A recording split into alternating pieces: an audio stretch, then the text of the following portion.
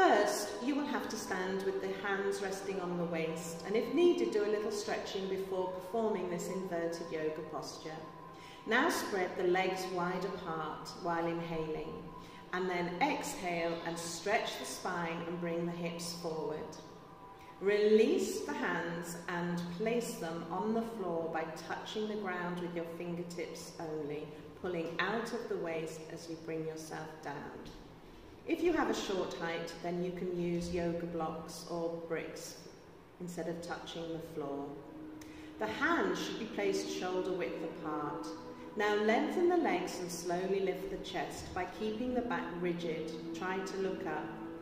Then take the head to the floor by bending your elbows to support your torso.